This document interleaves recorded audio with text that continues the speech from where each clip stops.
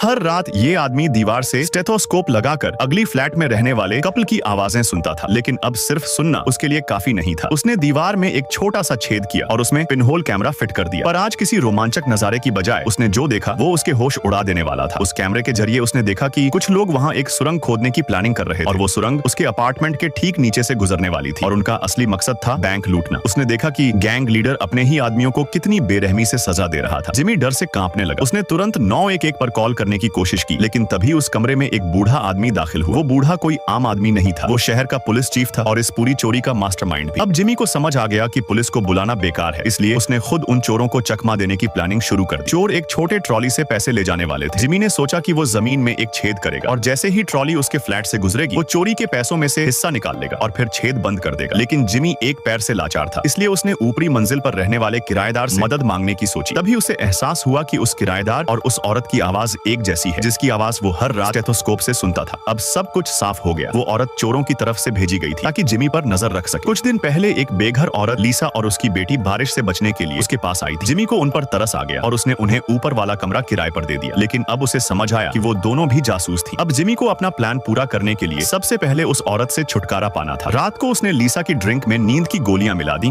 और उसे बेहोश कर दिया। लेकिन उसने उसे मारा नहीं, क्योंकि वो खुद उन अपराधियों से अलग था। बस उसे कुछ देर के लिए बांध दिया ताकि वो दखल न दे सके। पर जिमी एक बात भूल गया, लीसा की छोटी बेटी के बारे में। जैसे ही वो नीचे गया, देखा कि बच्ची उसी गड्ढे में घुस गई है जो उसने खोदा था। अगर चोरों को इसका पता चल जाता तो उसकी जान पर बनाती। किस्मत से बच्ची सही वक्त पर छिप गई और चोरों ने उसे नहीं देखा। फिर पुलिस चीफ ने बताया कि रात 10 बजे प्लान को अंजाम दिया जाएगा। उसने कहा कि उस समय पेट्रोलिंग ऑफिसर्स को दूर भेजा जाएगा। साथ ही उसने सख्त हिदायत दी कि लॉकर नंबर 88 को कोई नहीं छेड़े, क्योंकि उसमें ऊपर वालों के पैसे रखे हैं। चोरों के जाते ही जिमी ने जल्दी से बच्ची को बाहर खींच लिया, लेकिन तभी लीसा का फोन बज उठा। कॉल कर रहा था खुद गैंग लीडर।